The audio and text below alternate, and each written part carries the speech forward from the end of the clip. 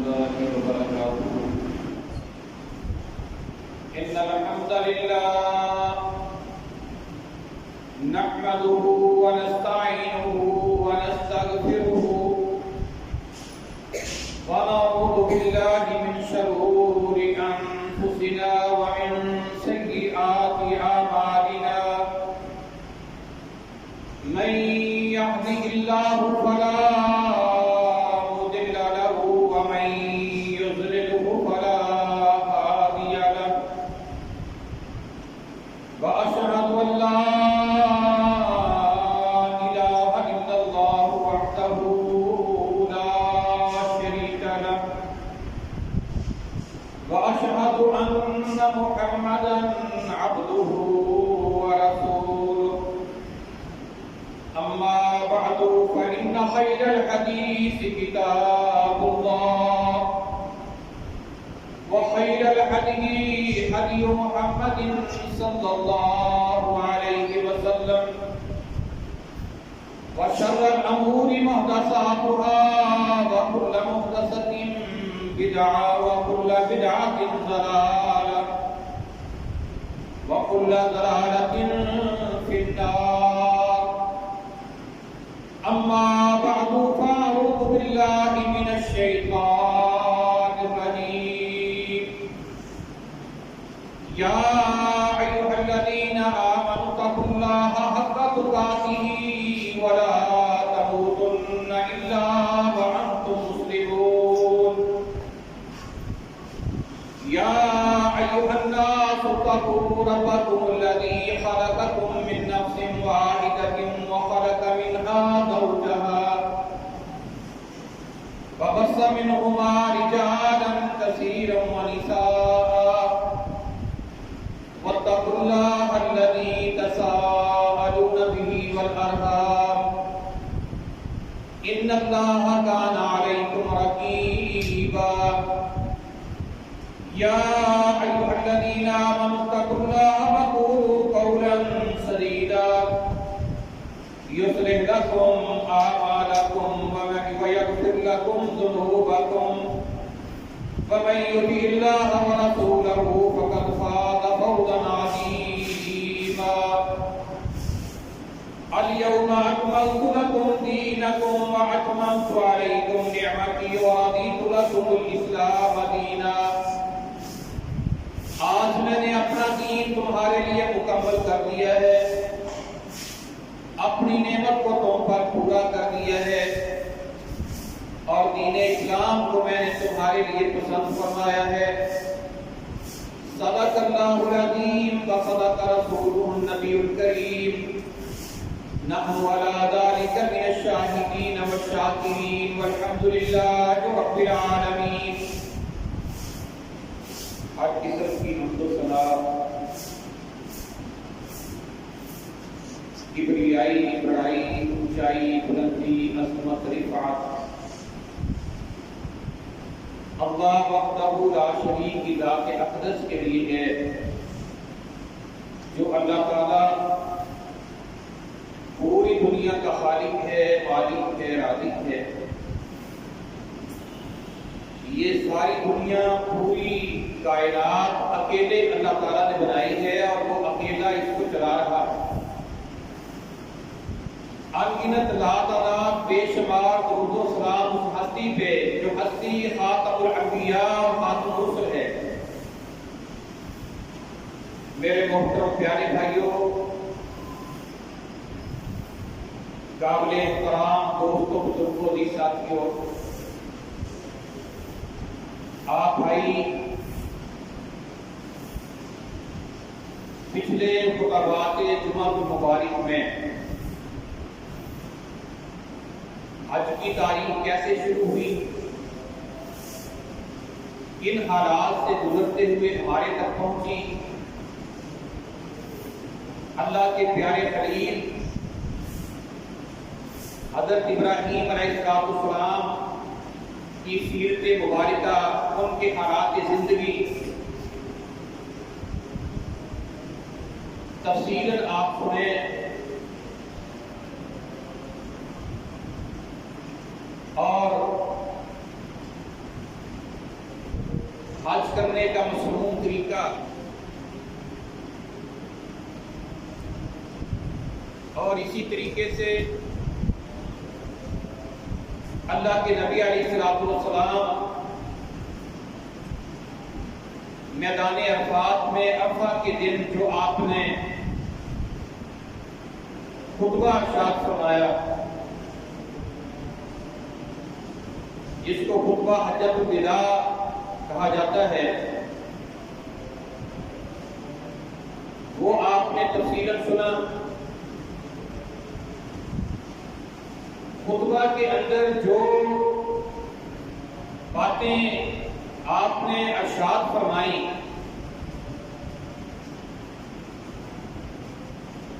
اور اس خطبہ کے اندر جو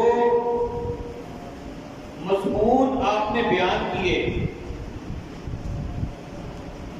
وہ آپ نے بالکل اختصار کے ساتھ بات کی۔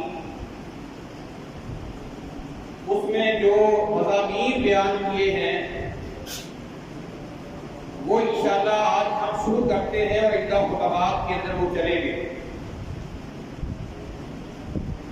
جب آپ میدان عرفات میں پہنچے، آپ کے لیے وہاں ایک خیمہ لگایا گیا، آپ وہاں تشریف فرما ہوئے۔ جب سورج ڈھل گیا تو آپ اپنی قصبہ اونٹنی پہ سوار ہو کر وادی کے درمیان میں چلے گئے، اور آپ نے آواز دی، یا ایھا الناس، اے لوگوں میری بات کو غور سے سنو، شاید اس طرح میری اور تمہاری ملاقات آئندہ نہ ہو سکے۔ اور آپ نے فرمایا، ان دماءکم واموالکم حرام علیکم کحرمت یومکم ھذا فی شہرکم ھذا فی بلدکم ھذا، بے شک تمہارے خون اور تمہارے مال ایک دوسرے کے اوپر بالکل اسی طرح حرام ہے جس طرح یہ عرفہ کا دن حرمت والا ہے، یہ ذو الحجہ کا مہینہ حرمت والا ہے، یہ مکہ شہر حرمت والا ہے۔ سب سے پہلے آپ نے مسلمان کے خون کی حرمت کا اعلان فرمایا۔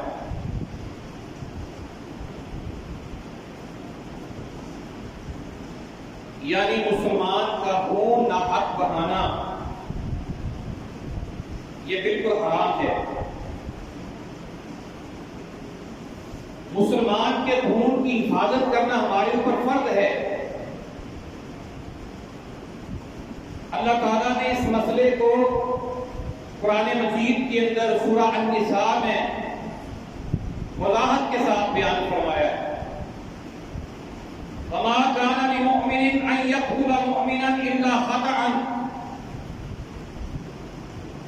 کسی مومن کے لیے یہ جائز نہیں کہ وہ کسی مسلمان کو، کسی مومن کو قتل کرے مگر غلطی ہو جائے، خطا ہو جائے، انجانی میں ہو جائے۔ اگر انجانی میں بھی ہو جائے، فَمَنْ قَتَلَ مُؤْمِنًا خَطَأً، اگر انجانی میں اگر قتل ہو جائے کسی سے، فَتَحْرِيرُ رَقَبَةٍ مُؤْمِنَةٍ فَدِيَّةٌ مُسَلَّمَةٌ إِلَىٰ أَهْلِهِ، پھر بھی ایک مومن گردن آزاد کرنی ہے، اور جو دیت اللہ نے مقرر کی ہے گھر والوں کو، مقتول کے لاحقین کو وہ دیت بھی دینی ہے۔ الا ان یصدقوا، مگر یہ کہ وہ معاف کر دیں۔ وہ دیت جو مقرر کی ہے اللہ تعالیٰ نے، وہ 100 اونٹ مقرر کیے،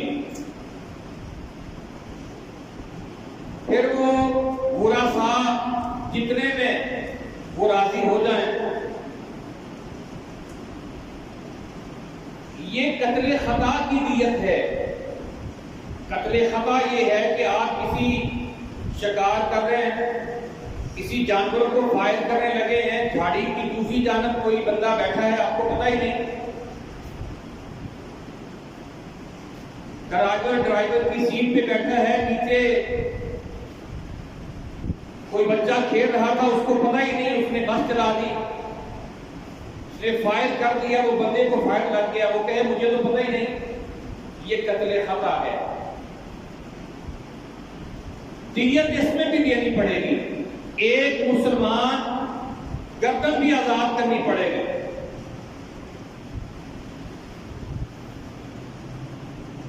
اور فَإِن كَانَ مِن قَوْمٍ عَدُوٍّ لَكُمْ وَهُوَ مُؤْمِنٌ, اگر وہ کسی ایسی قوم کے اندر ہے جو قوم تمہاری دشمن ہے, ان سے تمہاری لڑائی ہے, لیکن قتل ہونے والا بندہ مسلمان تھا, تو اللہ تعالیٰ فرماتے ہیں فَتَحْرِيرُ رَقَبَةٍ مُؤْمِنَةٍ, ایک مومنہ گردن بھی آزاد کرنی ہے. وَإِن كَانَ مِن قَوْمٍ بَيْنَكُمْ وَبَيْنَهُم مِيثَاقٌ, اگر ایسی قوم سے ہے, مسلمان ہے یا مسلمان نہیں, تمہارا ان سے معاہدہ تھا کہ ہم آپس میں لڑائی نہیں کریں گے, پھر تم سے وہاں بندہ قتل ہو گیا ان کا, فَدِيَّةٌ مُسَلَّمَةٌ إِلَىٰ أَهْلِهِ, اس کے گھر والوں کو دیت دینی ہے. وَتَحْرِيرُ رَقَبَةٍ مُؤْمِنَةٍ, ایک مومن گردن بھی آزاد کرنی ہے.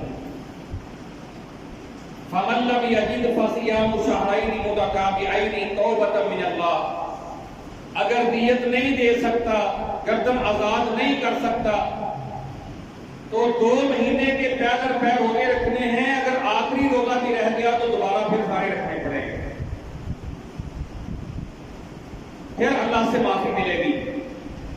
وَقَالَ اللَّهُ عَلِيمًا حَكِيمًا, اللہ تعالیٰ جاننے والا, حکمت والا ہے.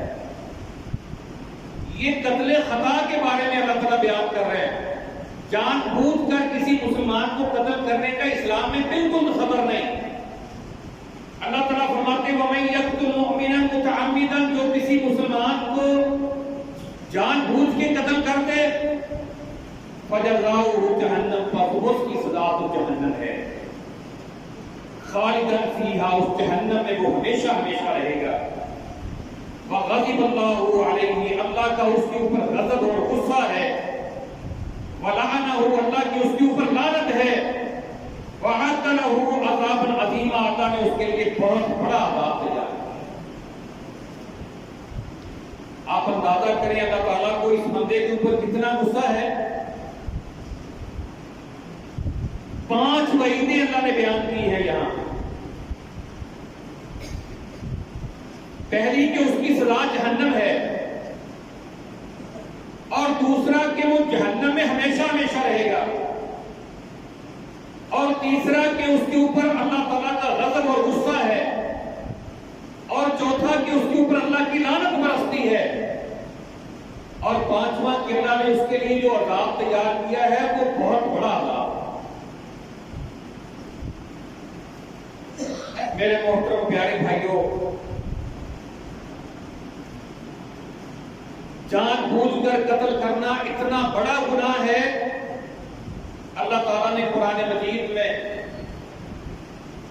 بیان فرمایا وَالَّذِينَ لَا يَدْعُونَ مَعَ اللَّهِ إِلَٰهًا آخَرَ, عباد الرحمن, اللہ کے جو نیک بندے ہیں وہ اللہ کے ساتھ کسی کو شریک نہیں کرتے.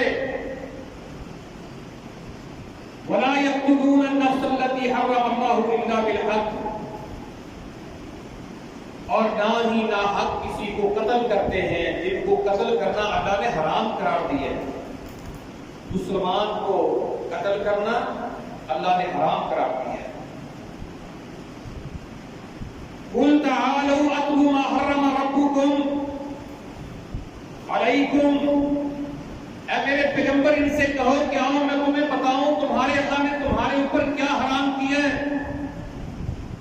اللہ کے ساتھ شرک کرنا تمہارے اوپر حرام ہے. والدین کے ساتھ بدسلوکی کرنا, شریعت کے مطابق ان کا حکم نہ ماننا, یہ تمہارے اوپر حرام ہے. اولاد کو غریبی کے ڈر سے قتل کرنا, منصوبہ بندی کرنا, ظاہری اور باطنی یا ظاہری طور پر بے حیائی بدکاری کرنا، نہ ہر کسی کا خون بہانا، ذالکم وصاکم بہ لعلکم تعقلون، یہ اللہ تمہیں وصیت کر رہا ہے تاکہ تم سمجھو ان باتوں کو۔ صحیح بخاری شریف میں انس رضی اللہ تعالیٰ عنہ بیان کرتے ہیں، اللہ کے نبی علیہ السلام نے فرمایا میں تمہیں بتاؤں بڑے بڑے گناہ؟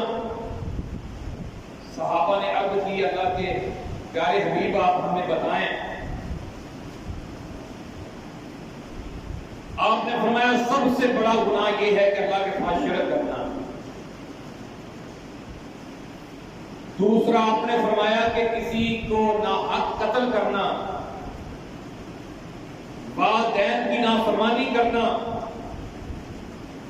جھوٹی گواہی دینا، یہ کبیرہ گناہ ہے، اور کبیرہ گناہ کی معافی گڑ گڑا کے اللہ سے توبہ کیے بغیر نہیں ملتی۔ کبیرہ گناہ کرنے والا اگر توبہ کیے بغیر فوت ہو گیا جہنم میں جائے گا، لیکن یہ قتل حقوق العباد میں سے ہے، اللہ سے جتنی مرضی معافی مانگتا رہے، جب تک مقتول کے ورثاء معاف نہیں کریں گے معافی نہیں ملے گی،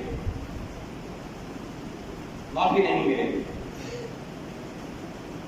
صحیح بخاری شریف میں اللہ کے نبی علیہ السلام فرماتے ہیں لا یحل دم امرئ مسلم یشہد ان لا الہ الا اللہ وانی رسول اللہ الا باحدی ثلاث، کسی مسلمان کے لیے جائز نہیں ہے کہ کسی ایسے مسلمان کو قتل کرے جو گواہی دیتا ہے اللہ کے سوا کی عبادت کے لائق نہیں، اور میں اللہ کا رسول ہوں، جو کلمہ پڑھتا ہے، کلمہ پڑھنے والے کو قتل کرنا یہ حرام ہے۔ ہاں، 3 معاملات کے اندر اس کا بھی فیصلہ عدالت کرے گی اور حق بھی مقرر عدالت کرے گی، عام لوگوں کے ہاتھ میں یہ قانون نہیں دیا گیا۔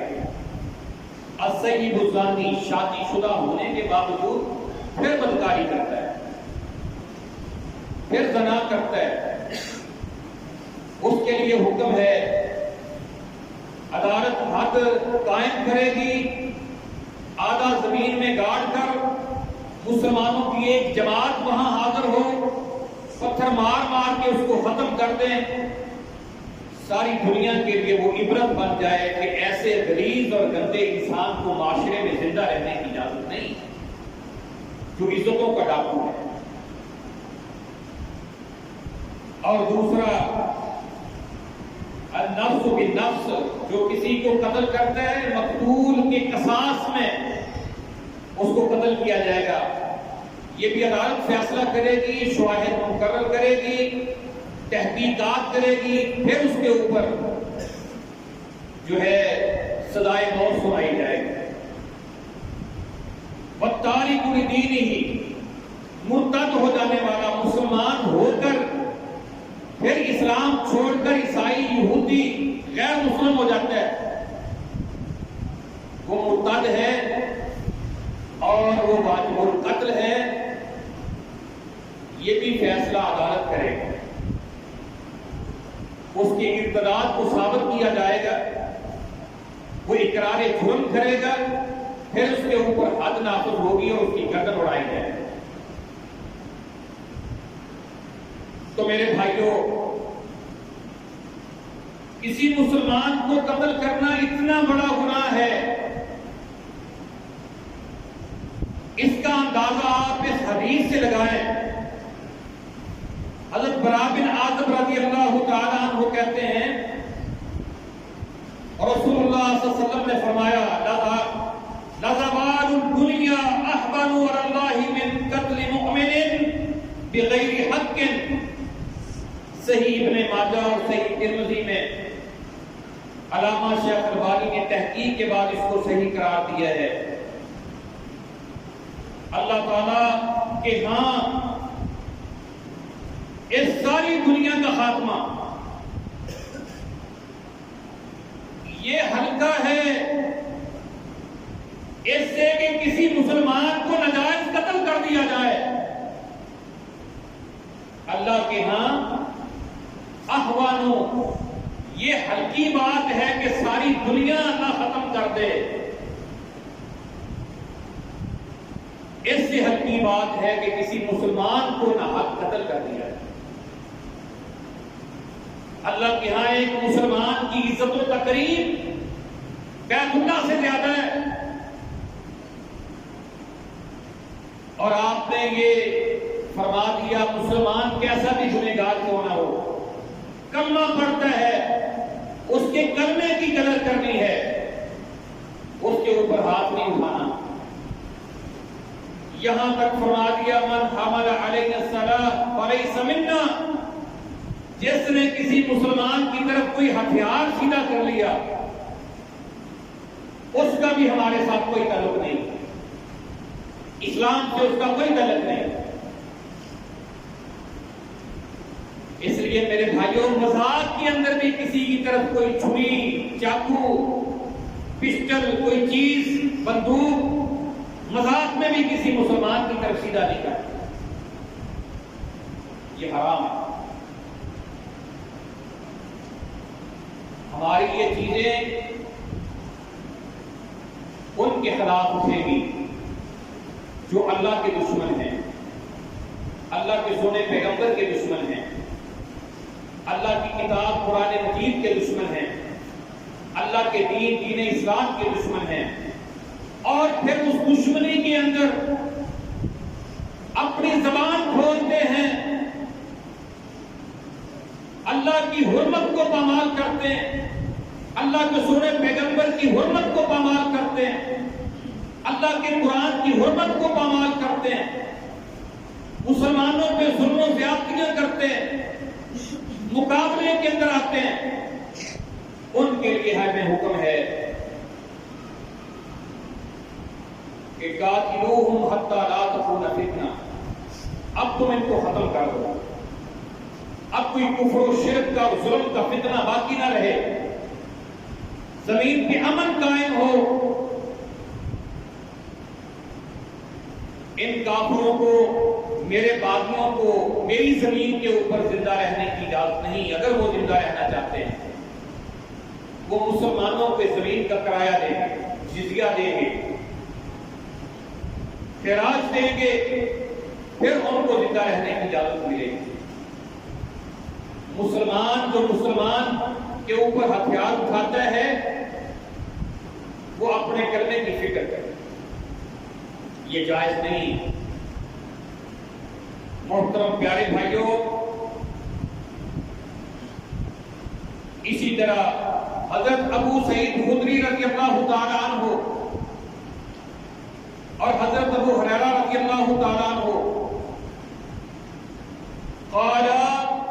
قال رسول اللہ صلی اللہ علیہ وسلم, دونوں اس حدیث کے راوی ہیں کہ اللہ کے نبی علیہ السلام نے فرمایا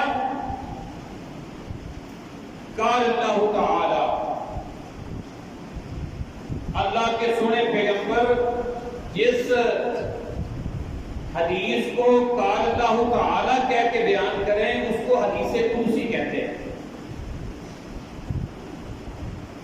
باقی جو مفہوم اللہ کی طرف سے ہوتا ہے, الفاظ اللہ کے نبی علیہ السلام کے ہوتے ہیں, وہ احادیث ہیں, اور جس کے الفاظ بھی اللہ کی طرف سے ہوں لیکن اس کو قرآن میں نہیں لکھا جاتا. اللہ کے نبی صلی اللہ علیہ وسلم اس حدیث کو قال اللہ تعالیٰ کہہ کے بیان کریں اس کو حدیث قدسی ہے. آپ فرماتے ہیں اللہ تعالیٰ نے فرمایا لو ان اہل السماء والارض اشتركوا في دم مؤمن لأكبهم الله في النار. صحیح ترمذی کے اندر حدیث ہے. اللہ تعالیٰ فرماتے ہیں کہ اگر آسمان والے سارے اور زمین والے سارے کے سارے کسی ایک مومن کا خون بہانے میں سارے جمع ہو جائے, سارے اکٹھے ہو جائے, ایک بندے کا خون بہانا ہے، مسلمان مومن بندے کا، لَأَكَبَّهُ اللَّهُ فِي النَّارِ، اللہ تعالیٰ فرماتے ہیں ان سب کو میں جہنم کی آگ میں جھونک دوں۔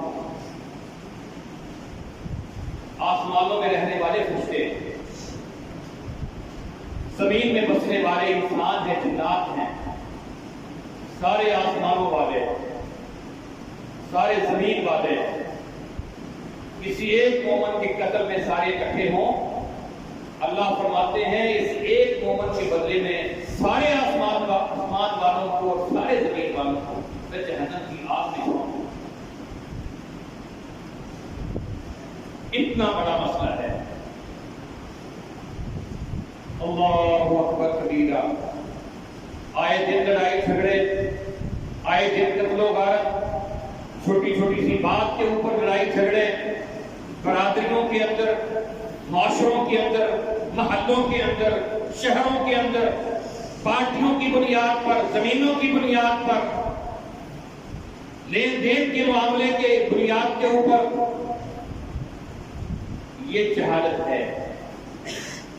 اور آپ نے خطبہ حجۃ الوداع میں کہا تھا کہیں میرے بعد تم جاہلیت کے زمانے کی طرف نہ لوٹ جانا کہ ایک دوسرے کی گردنیں کاٹنے لگ جاؤ، ایک دوسرے کا خون بہانا شروع کر دو، کہیں جاہلیت کے زمانے میں نہ لوٹ جانا۔ میرے محترم پیارے بھائیوں، اللہ کے نبی علیہ السلام فرماتے ہیں کہ قیامت والے دن حقوق العباد میں سے سب سے پہلا مسئلہ جو اللہ تعالیٰ اٹھائیں گے، پوچھیں گے، وہ خون کا مسئلہ ہوگا۔ اول ما یقضی بین الناس یوم القیامت فی الدماء، بخاری مسلم کی حدیث ہے، قیامت والے دن سب سے پہلا فیصلہ لوگوں کے درمیان حقوق العباد میں سے اللہ تعالیٰ خون کا فیصلہ فرمائیں۔ اس لیے میرے بھائیوں، ہر مسلمان کو اپنا دامن مسلمان کے خون سے پاکیزہ رکھنا ہے، مسلمان کے خلاف ہتھیار نہیں اٹھانا۔ جو کلمہ پڑھتا ہے اس نے کلمے کی قدر کرنی ہے، اس کا عقیدہ جیسا بھی ہے اس کے عقیدے کی اصلاح کرنے کی دعوت کے ساتھ پوری کوشش کرنی ہے۔ ہو سکتا ہے اس تک صحیح بات نہیں پہنچی، وہ جہالت کی وجہ سے وہ سارا شرک کر رہا ہے، بدعات کر رہا ہے، رسومات کر رہا ہے، دین سمجھ کر، ثواب سمجھ کر۔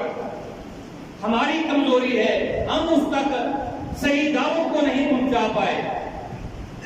صحیح دعوت اس تک پہنچانے کی بجائے، اس کو صحیح بات سمجھانے کی بجائے الٹا اس کو قتل کرنے کے درپے ہو جائے۔ وہ بندہ وہ تو مسلمان ہے، کلمہ پڑھتا ہے، اپنے دل میں اللہ اس کے رسول کی محبت رکھتا ہے، اللہ کے قرآن سے محبت کرنے والا ہے، شرک اور بدعت جہالت کی وجہ سے کر رہا ہے، اس کو پتہ ہی نہیں، وہ ثواب سمجھ کر رہا ہے، اور ہم اٹھ کر اس کے قتل کا فتویٰ جاری کریں، اس سے بڑی جہالت اور ہے۔ یہ جہالت ہے۔ اس لیے میرے بھائیوں، اپنا یہ ذہن بنانا ہے کہ ہمارا بغض اور کینہ، ہمارا اسلحہ، ہماری قوت، ہماری صلاحیتیں وہ اس کفر کے خلاف ہیں جو کفر مسلمان کے مقابلے میں آ کر مسلمانوں پہ ظلم کرتے ہیں اور اللہ اس کے رسول اور قرآن کی حرمت کو پامال کرتے ہیں۔ اللہ اکبر کبیرہ۔ اللہ کے نبی علیہ السلام نے فرمایا من لقی اللہ لا یشرک به شیئا لم یتند بدم حرام دخل الجنہ۔ جو اللہ کو اس حال میں ملا کہ اس نے اللہ کے ساتھ شرک نہیں کیا اور اس کا دامن مسلمان کے خون سے پاک، کسی مسلمان کا خون بھی نہیں بہایا، اللہ اس کو یقیناً جنت میں داخل کرے۔ ابو درداء رضی اللہ تعالیٰ کو بیان کرتے ہیں اللہ کے نبی علیہ السلام نے فرمایا کہ کوئی بندہ جو بھی گناہ کرتا ہے ممکن ہے کہ اللہ تعالیٰ اس کو معاف کر دے، سوائے اس شخص کے جو اللہ کے ساتھ شرک کرتے ہیں اور جس نے کسی مسلمان کا خون بہایا۔ وہ جتنی مرضی معافی اللہ تعالیٰ سے مانگے، جب تک وہ مقبول کے براسات کو راضی نہیں کرے گا اور معافی نہیں دیں گے، معافی نہیں دیں گے۔ ہمارے ہاں یہاں قاتل پکڑے جاتے ہیں، سزا ہوتی ہے، پیسے دے کر چھوٹ کے آ جاتے ہیں، پھر جناب وہ خوشیاں مناتے ہیں کہ میں چھوٹ گیا ہوں۔ پھر تو یہاں دنیا کی عدالت سے دھوکہ اور فراڈ کر کے چھوٹ گیا ہے، آخرت میں تیرے لیے کوئی معافی نہیں۔ ہاں جو منت کر کے، سماجت کر کے، ترلا کر کے، مقتول کے ورثاء کو راضی کر کے، دیت دے کے، معافی مانگ کے، معافی لے لے، وہ اپنے اس جرم کے اندر سن کروا، باقی معاملہ ہوتا ہے کسی کو۔ عبداللہ بن عباس رضی اللہ تعالیٰ عنہ کہتے ہیں اللہ کے نبی علیہ السلام نے فرمایا سب سے زیادہ غصہ اللہ تعالیٰ کو 3 بندوں کے اوپر ہے۔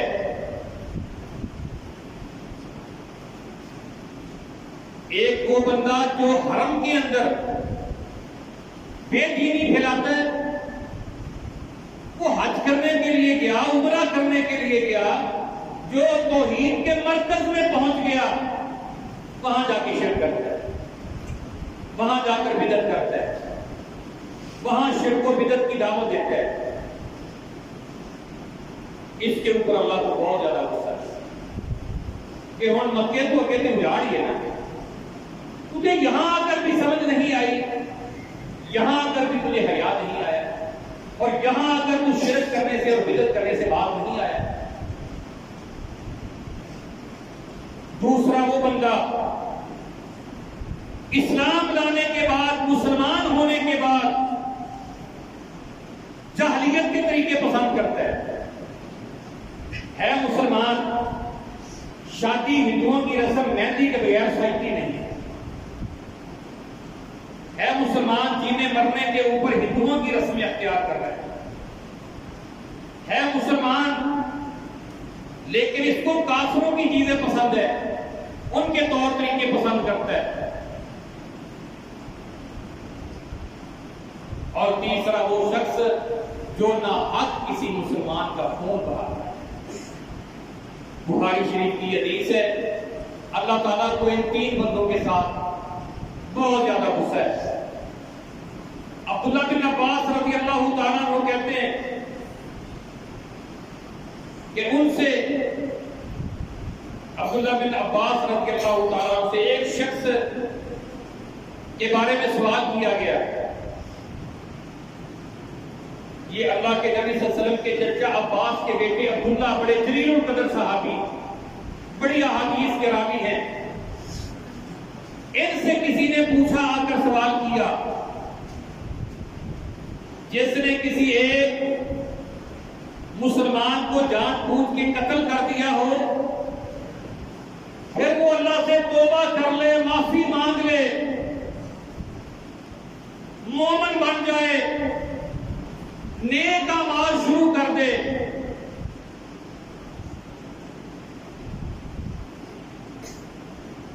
ہدایت کا راستہ اختیار کر لے، کیا اس کے لیے معافی ہے؟ انہوں نے کہا وہ تو ہلاک ہو گیا، اس کے لیے ہدایت کیسے ممکن ہے، جبکہ میں نے اللہ کے نبی علیہ السلام کو فرماتے ہوئے سنا، آپ نے فرمایا قیامت کے دن قاتل بھی آئے گا، مقتول بھی آئے گا، مقتول قاتل کے سر کے ساتھ چمٹا ہوا ہوگا اور کہے گا، اے میرے رب، اس سے پوچھ اس نے مجھے کیوں کرا، میرا قصور کیا؟ پھر انہوں نے کہا اللہ تعالیٰ نے قرآن مجید میں فرمایا ہے یقتل مؤمنا متعمدا فجزاؤہ جہنم، جس نے کسی مسلمان کو جان بوجھ کے قتل کیا اس کی سزا صرف جہنم ہے۔ اس نے توبہ کر لی، اس نے معافی مانگی، یہ مومن بن گیا، یہ متقی بن گیا، یہ سب کچھ ہو گیا، لیکن یہ معاملہ تھا حقوق کی بات تھا، مقتول کے برا سارے معاف، اس لیے اس کے لیے معافی ہوئی، جتنی مرضی معافی مانگتا ہے، جب تک مقتول کے برا سا معاف نہیں کرے گے معافی مانگے۔ اللہ تعالیٰ فرماتے ہیں میں نے یہ لکھ دی ہے بات، وَكَتَبْنَا عَلَيْهِمْ فِيهَا، کتاب میں ہم نے ان کے لیے یہ بات لکھ دی، ان النفس بالنفس، جان کے بدلے جان، والعین بالعین، آنکھ کے بدلے آنکھ، والانف بالانف، ناک کے بدلے ناک، والاذن بالاذن، کان کے بدلے کان، والسن بالسن، دانت کے بدلے دانت، والجروح قصاص، زخموں کے اندر بھی بدلہ ہے، فمن تصدق به فهو کفارۃ لہ، جو کسی کو معاف کر دے وہ اس کے لیے کفارہ بن جائے گا، ومن لم یحکم بما انزل اللہ فاولئک هم الظالمون، اور جو اللہ کے نازل کردہ حکم کے مطابق فیصلہ نہ کرے یہ لوگ ظالم ہیں۔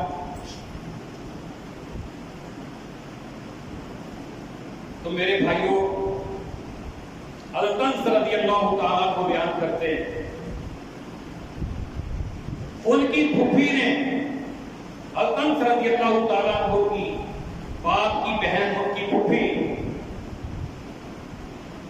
ایک لڑکی کا دانت توڑ دیا، آپس میں جھگڑا ہوا یا مکہ لگ گیا، کوئی چیز لگ گئی، دانت ٹوٹ گیا، اس نے ان سے معافی مانگی، مجھے معاف کر دو، مجھ سے غلطی ہو گئی، دانت ٹوٹ گیا مجھ سے، انہوں نے معاف نہ کیا۔ وہ اللہ کے نبی صلی اللہ علیہ وسلم کی خدمت میں حاضر ہوئی،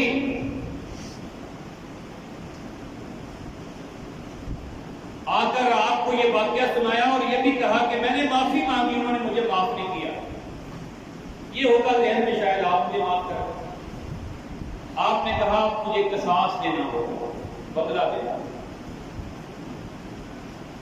جس طرح تو نے اس کا دانت توڑا ہے اپنا دانت توڑوانا ہوگا۔ اللہ تعالیٰ کی کتاب میں یہی ہے، آپ کے یہ الفاظ ہیں کہ اللہ کی کتاب میں یہ ہے، السن بالسن، دانت کے بدلے دانت۔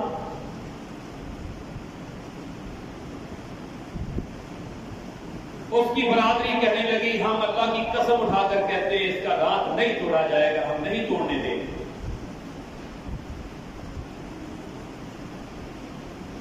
انہوں نے خیر اپنی کوشش شروع کی، کوئی سیانے بندے لے کر گئے، انہوں نے پھر معاف کر دیا۔ اب جو بندے یہ کہنے والے تھے نا کہ اللہ کی قسم ہم اس کا دانت نہیں ٹوٹنے دیں گے، وہ مخلص بھی تھے اور قسم اٹھا رہے تھے، وہ نیک تھے، اللہ کے نبی صلی اللہ علیہ وسلم کے صحابی تھے۔ مطلب یہ تھا کہ ہم کوشش کریں گے کہ وہ معاف کر دیں، کوشش کی، معاف کر دیا۔ آپ نے فرمایا کچھ اللہ کے بندے ایسے بھی ہوتے ہیں کہ جو اللہ پہ قسم ڈال دیں نا، اللہ ان کی قسم پوری کر دے۔ تو یہ مخلص تھے، انہوں نے معافی مانگی، انہوں نے معاف کر دیا۔ اگر نہ معاف کرتے تو اللہ تعالیٰ کے نبی وہ بھی معاف نہیں کر سکتے تھے، انہوں نے بھی یہی کہا کہ بھی یہ تجھے دانت کروانا پڑے۔ اس لیے بھائیوں، والجروح قصاص، زخموں کے اندر بھی بدلہ ہے۔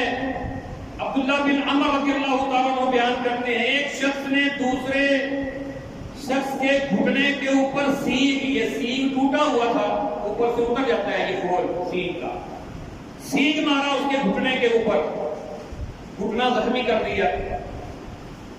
وہ نبی صلی اللہ علیہ وسلم کی خدمت میں اس نے عرض کی اللہ کے رسول میرے گھٹنے کو اس نے زخمی کیا ہے مجھے قصاص دلواؤ. آپ نے فرمایا کہ جلدی نہ کرو زخم ٹھیک ہو رہے ہیں زخم ٹھیک ہو رہے ہیں یعنی کچھ غصہ اس کا ٹھنڈا ہوگا ہو سکتا ہے یہ معاف کر دے. اس نے پھر عرض کیا آپ نے پھر وہ حاضر ہوا جی مجھے قصاص دلواؤ. دیکھو اللہ کے نبی صلی اللہ علیہ وسلم میں لنگڑا ہو گیا زخم ٹھیک ہو گیا لیکن چل نہیں سکتا لنگڑا کے چلتا ہوں.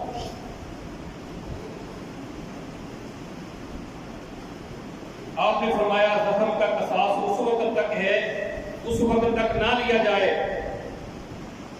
جب تک زخمی تندرست نہ ہو جائے کیونکہ تندرست ہونے تک ذرا مہلت ذرا اس بات کو لمبا کیا جائے تاکہ اس کا غصہ ٹھنڈا ہو جائے گا اس کو آرام آ جائے گا زخم ٹھیک ہو جائے گا اس کے اندر نرمی پیدا ہوگی وہ معاف کر سکتا ہے. فوری طور پر نہیں ادھر سے زخمی ہوا زخم لگاؤ ادھر سے لگاؤ بھی اس کو بھی زخم لگاؤ. آپ نے فرمایا ایسا نہیں اس میں ذرا بات کو لمبا کرو. یہ مسند احمد کی اور بہقی کی روایت ہے. اور فرمایا اللہ تعالیٰ نے وَلَكُمْ فِي الْقِصَاصِ حَيَاتٌ يَا أُولِي الْأَلْبَابِ اے عقل والو تمہارے لیے قصاص میں زندگی ہے زندگی ہے. عام بندہ سوچے تو کہے کہ ایک بندہ تو پہلے مر گیا قتل ہو گیا اب اس کے بارے میں دوسرے کو قتل کیا جائے گا تو یہ تو دو قتل ہو گئے چلو ایک تو ہو گیا دوسرا تو نہ ہو. اللہ تعالیٰ فرما رہے ہیں تمہارے لیے زندگی ہے یہاں تو ہمیں موت نظر آ رہی ہے. زندگی اس لیے ہے جب ایک مقتول کے بدلے میں قاتل کو سزا ہوگی باقی سب کی زندگیاں محفوظ سب کی زندگیاں محفوظ ہو جائیں گی پھر کسی کو کوئی قتل نہیں کرے. جب ایک زانی کو سنسار ہوگا پوری دنیا کے اندر پتہ چل جائے گا پھر کوئی کسی کی عزت کی طرف آنکھ اٹھا کر نہیں دے گا.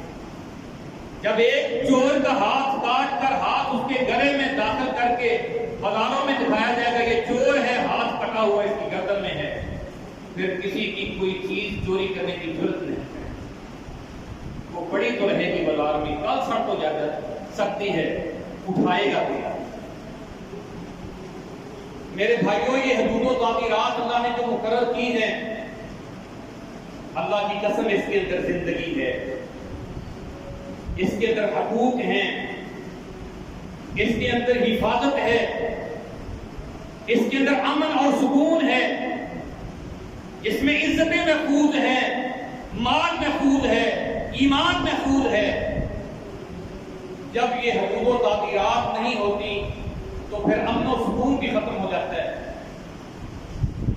اور پھر اللہ تعالیٰ کی رحمت بھی ناراض ہو جاتی ہے. یہ ملک اسلامی ہے اللہ نے ہمیں بہت پیارا ملک عطا فرمایا جس میں ہر نعمت اللہ نے ہمیں عطا کی. اتنی نعمتیں کسی اور ملک کے پاس نہیں لیکن ہم نے اس کی قدر نہیں کی. اللہ سے وعدہ کیا تھا یا اللہ وہاں ہم تیرا قانون نافذ کریں گے لیکن آج تک نہیں کرتا. آج تک ہم ذہنی طور پر قانونی طور پر انگریزوں کے غلام ہیں اور ان کی غلامی میں زندگی نہیں کرتا. تو محترم بھائیوں یہ اللہ کے نبی صلی اللہ علیہ وسلم کے خطبے کا پہلا لفظ اس کی تفسیر آپ نے سنی ہے ان دماءکم بے شک تمہارے خون آپس میں حرمت والے ہیں. کبھی ایک دوسرے کے خون کو بہانے کا سوچنا بھی نہیں. کسی بھی مسلمان جو کلمہ پڑھتا ہے اس کی کلمے کی یہ قدر ہے کہ اس کے اوپر ہتھیار نہ اٹھایا جائے. یہاں اٹھانے ہیں ہتھیار وہاں تو اللہ نے فرمایا بغض علیہم تمہارے دلوں کے اندر ان کے خلاف غصہ ہونا ہے. وہ اسلام کے دشمن اللہ اور اس کے رسول کے دشمن جو مسلمانوں پہ ظلم و زیادتیاں کرتے ہیں. کشمیر کے اندر فلسطین کے اندر جگہ جگہ کے اوپر مسلمانوں پہ جو غیر مسلم ہم ظلم کر رہے ہیں، ہمارے اسلحے، ہماری صلاحیتیں، ہمارے بغض و کینے ان کے خلاف استعمال ہونے چاہیے، آپس میں نہیں۔ محمد رسول اللہ والذین معہ اشداء علی الکفار رحماء بینہم۔ اللہ کے پیغمبر کے جو ساتھی ہیں وہ آپس میں بڑے نرم دل ہیں، کافروں کے اوپر وہ سخت ہیں۔ ہماری سختیاں کافروں کے لیے، ہماری نرمیاں اپنے مسلمان بھائیوں کے لیے۔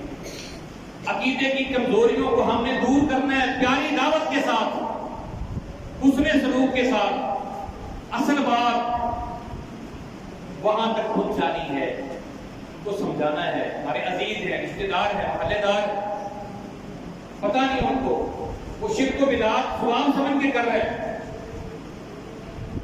اگر کوئی جان بوجھ کے بھی کرتا ہے تو پھر بھی ہمارا اس کے اوپر ہتھیار اٹھانے کی ہمیں اجازت نہیں، ہم نے اس کی کرنے کی قدر کرنی۔ تو میرے بھائیوں، بغض و کینے، عداوتیں، دشمنیاں، نفرتیں یہ اپنے دلوں سے ختم کرنی اور مسلمان کے ساتھ محبت اور پیار کرنا ہے۔ ہر ایک مسلمان کو اپنے سے اچھا سمجھنا ہے۔ مسلمان کے اعمال کی تباہی کے لیے اتنا کافی ہے کہ وہ اپنے دوسرے مسلمان کو اپنے سے حقیر سمجھے، اچھا سمجھنا ہے۔ اللہ سے دعا ہے کہ اللہ تعالیٰ ہمیں آپس میں ایک دوسرے کا حیا اور قدر کرنے کی توفیق عطا فرمائے، اور اللہ تعالیٰ ہمیں کسی بھی مسلمان کے خون سے اپنے ہاتھوں کو رنگین کرنے سے اللہ محفوظ فرمائے۔